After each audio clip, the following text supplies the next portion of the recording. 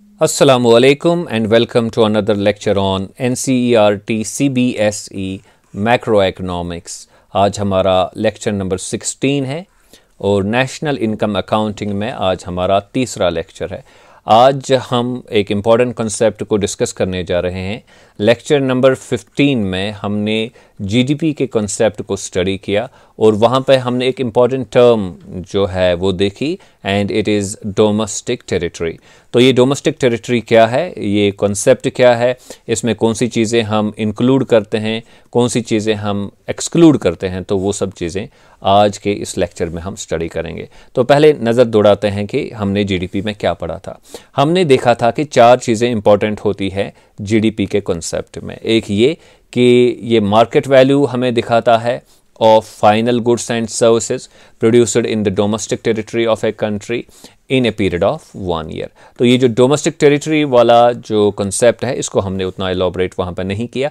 यहाँ पे अब हम इसको सही तरीके से एलॉबरेट करने की कोशिश करेंगे। तो ये कंसेप्ट समझने के लिए हम इस मैप का सहारा लेंगे, इसकी मदद लेंगे। तो ये इंडिया है और इसकी अपनी बाउंड्री है और बाउंड्री के अंदर इसका एरिया है। ये जो टोटल एरिया इसका है इसको हम कह सकते हैं डोमेस्टिक टेरिटरी। फाइन। अब इसी डोमेस्टिक टेरिटरी में जो कुछ गुड्स एंड सर्विसेज प्रोड्यूस होते हैं उन्हीं को हम जीडीपी में इंक्लूड करते हैं। लेकिन यहाँ पे इंपॉर्टेंट क्वेश्चन हमारे लिए ये है, क्या हम इस डोमेस्टिक टेरिटरी, ये जो इंडिया का अपना एरिया है, इस पे कुछ ऐड करते हैं, कुछ कम करते हैं? तो कौन सी चीज़ें ऐड करेंगे, कौन सी चीज़ें जो है वो माइनस करेंगे, तो वो चीज़ एक्चुअली समझने की होती है, उसको हमने समझना होता है। तो इस चीज़ को समझने के लिए कौन सी चीज़ें ऐड करनी है, इंक्लूड करनी है, कौन सी चीज़ें एक्सक्लूड करनी है, तो यहाँ पे इन 3 चीज़ों का आपने ख्याल रखना है। तो डोमेस्टिक टेरिटरी में ये 3 चीज़ें आती हैं। एक तो ज्योग्राफिक या पॉलिटिकल बाउंड्री होती है एक कंट्री की, तो ये जो टोटल इसका एरिया होता है तो इसको हम कहेंगे डोमेस्टिक टेरिटरी। लेकिन इसमें हमने 2 कैटेगरीज को ऐड और जो है सब्ट्रैक्ट यानी कि इंक्लूड और एक्सक्लूड करना होता है। कुछ चीज़ों को इंक्लूड करना होता है, कुछ चीज़ों को जो है एक्सक्लूड करना होता है। कौन सी चीज़ों को एक्सक्लूड करना होता है, इंक्लूड करना होता है, उसमें एम्बेसीज और ट्रेड कमीशनर्स आते हैं। और दूसरी कैटेगरी में, ये पहली कैटेगरी है, दूसरी कैटेगरी में ट्रांसपोर्टेशन कैरियर्स जो है वो आते हैं। अब ये 2 चीज़ें क्या है, इनको समझने के लिए हम अगेन मैप्स का जो है वो इस्तेमाल करेंगे। अब देखिए ये इंडिया है, ओके।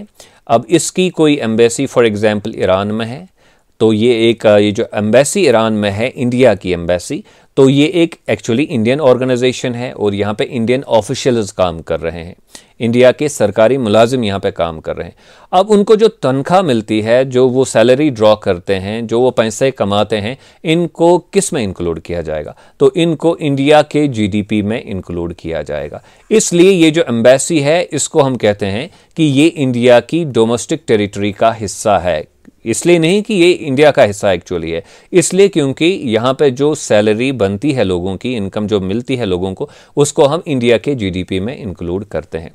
अब अगर दूसरे कंट्री की जो है एम्बेसी होगी, वो फॉर एग्जांपल सऊदी अरबिया की एम्बेसी फॉर एग्जांपल इंडिया में है, तो वहाँ पे जो इनकम जनरेट होती है उसको हम सऊदी अरबिया की जीडीपी में इंक्लूड करेंगे और हम ये तस्वुर करेंगे ये जो एम्बेसी है ये सऊदी अरबिया की डोमेस्टिक टेरिटरी का हिस्सा है। Okay, you got it. तो इस तरीके से हम जीडीपी को मेजर करते हैं और इस तरीके से हम डोमेस्टिक टेरिटरी को डिफाइन करते हैं। तो ये रही पहली चीज़, ये जो एम्बेसी वगैरह है इनके बारे में। तो इस जो एम्बेसीज है या ट्रेड कमीशंस है, इनको कहाँ पे इंक्लूड किया जाता है, कहाँ पे एक्सक्लूड किया जाता है, तो वो यहाँ हमें पता चलेगा। तो इंडिया की डोमेस्टिक टेरिटरी, अब कौन सी चीज़ें इंक्लूड होंगी? जो एम्बेसीज ऑफ इंडिया है in rest of the world, बाकी दुनिया में जो इंडिया की एम्बेसीज है उनको इंक्लूड किया जाएगा in the domestic territory of India. Why? Because वो जो वहाँ पे सैलरी वगैरह ड्रॉ करते हैं वो इंडिया के जीडीपी का हिस्सा बनता है। तो इसी तरह ट्रेड कमीशंस होंगे, साइंटिफिक रिसर्च इंस्टीट्यूट्स होंगे, सिक्योरिटी बेसिस होंगी, कल्चरल सेंटर्स होंगे, जो भी इंडिया के ऑफिशियल ऑर्गेनाइजेशंस जो भी इंडिया की होंगी, तो उनको इंडिया की डोमेस्टिक टेरिटरी में इंक्लूड किया जाता है। अब कौन सी चीज़ें एक्सक्लूड करनी होंगी? Embassies of rest of the world in India, जो बाकी दुनिया बाकी कंट्रीज़ की एम्बेसीज इंडिया में हैं, उनको हम अपनी डोमेस्टिक टेरिटरी में से एक्सक्लूड करेंगे। क्यों? क्योंकि उनको इंक्लूड किया जाता है उन कंट्रीज़ की डोमेस्टिक टेरिटरी में। अब ये पोर्शन एक्सक्लूड हो गया, ट्रेड कमीशन में इसमें आ गए इन कंट्रीज़ के जो दूसरी कंट्रीज़ होंगी जिनके ट्रेड कमीशंस इंडिया में होंगे, साइंटिफिक रिसर्च सेंटर्स होंगे, सिक्योरिटी बेसिस होंगी, कल्चर सेंटर्स होंगे, तो ये एक्सक्लूड हो जाएगा। तो this is included and this is excluded. अब हम दूसरे पॉइंट पे आते हैं जो कि हमारे ट्रांसपोर्टेशन कैरियर्स है, जो मैंने यहाँ पे बताया। ये जो ट्रांसपोर्टेशन कैरियर्स हैं इनको भी कुछ को इंक्लूड किया जाता है, कुछ को एक्सक्लूड किया जाता है। तो वो हमें यहाँ पे समझ आ जाएगी बात, ये जो ट्रांसपोर्टेशन कैरियर्स है। अब यहाँ पे आप फोकस कीजिए। फॉर एग्जांपल एक इंडियन कंपनी है और ये ट्रांसपोर्ट करती है लोगों को, चीज़ों को बाकी कंट्रीज़ में, और फिर बाकी कंट्रीज़ में दूसरे कंट्रीज़ ये डिफरेंट कंट्रीज़ में घूमते रहते हैं। लेकिन कंपनी जो है वो इंडिया की है, जो रेजिडेंट्स इसमें काम कर रहे हैं वो इंडिया के रेजिडेंट्स है। अब ये जो कमाई करेंगे, ये जो पैसा कमाएंगे, उसको किस में हम इंक्लूड करेंगे? उसको इंडिया के जीडीपी में हम इंक्लूड करते हैं। ठीक है, तो ये जहां कहीं भी हो, जितना भी ये कमाए, उसको इंडिया के जीडीपी का हिस्सा समझा जाएगा। क्यों? क्योंकि एक इंडियन कंपनी है, इंडियन रेजिडेंट्स इसमें काम कर रहे हैं। इसलिए हम क्या करते हैं कि ये जो ट्रांसपोर्टेशन कैरियर्स होते हैं, चाहे वो एयरप्लेन्स होंगे या एरोप्लेन्स होंगे या फिर कार्गोज़ होंगे या फिर शिप्स होंगी या फिर कंटेनर्स होंगे या फिर बाकी जो बाई रोड जो ट्रांसपोर्टेशन दूसरे मुल्कों में चला जा रहा हो, लेकिन इंडियन कंपनीज़ का हो, इंडियन रेजिडेंट्स उसमें काम कर रहे हो, तो इंडिया के जीडीपी में इसको इंक्लूड किया जाएगा। और उन जहाँ पे अभी वो ऑपरेट कर रहे होंगे, वो कंपनीज़ जहाँ पे इंडियन रेजिडेंट्स काम कर रहे होंगे, तो उनको भी इंडिया की डोमेस्टिक टेरिटरी में इंक्लूड किया जाएगा। ओके, अब इसी तरह अगर दूसरी कंट्रीज़ होंगी, फॉर एग्जांपल फ्रांस कंट्री है, इसके हवाई कोई कंपनी जो है हवाई जहाज़ों की, तो वो ऑपरेट कर रही है बिटवीन इंडिया एंड चाइना।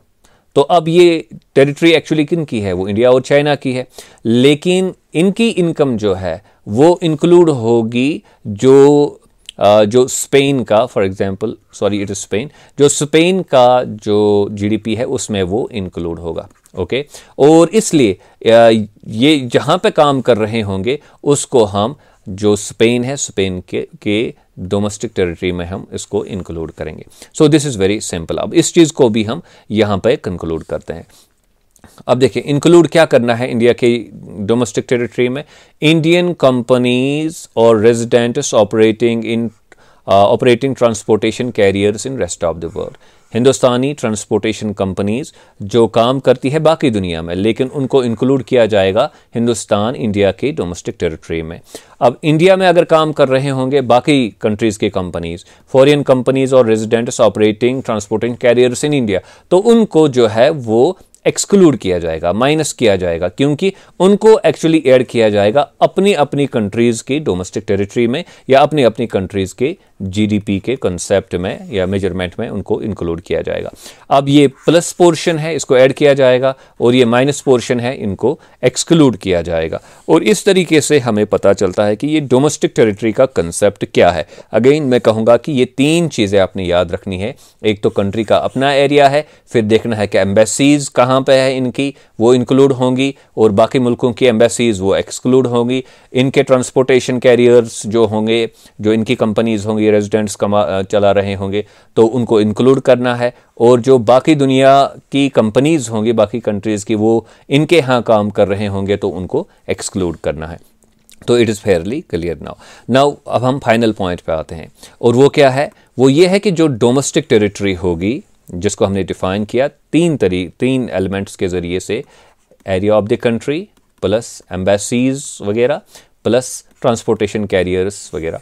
तो यस, जो डोमेस्टिक टेरिटरी होती है, वहाँ पे जो प्रोडक्शन होगी, वहाँ पे जो इनकम जनरेट होगी, उसी को हम जीडीपी कहते हैं, ग्रॉस डोमेस्टिक प्रोडक्ट कहते हैं। दैट इज़ वाई जो हमने देखा कि डेफिनेशन है जो डोमेस्टिक टेरिटरी का कंसेप्ट है, that is associated with GDP, gross domestic product. तो ये डोमेस्टिक का मतलब क्या है? एक कंट्री, ओके, उसका एरिया, अपना एरिया, प्लस क्या करना है? एम्बेसीज और जो इसके ट्रेड कमीशनर्स वगैरह, साइंटिफिक सेंटर्स वगैरह, और फिर प्लस क्या करना है जो इनके होंगे ट्रांसपोर्टेशन कैरियर्स, माइनस क्या करना है embassies of other countries, okay, और transportation carriers of other countries, वो माइनस करना है।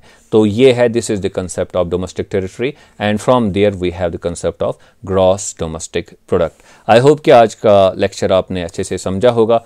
Dough not forget to subscribe to my YouTube channel Earnest Economics. Thank you very much.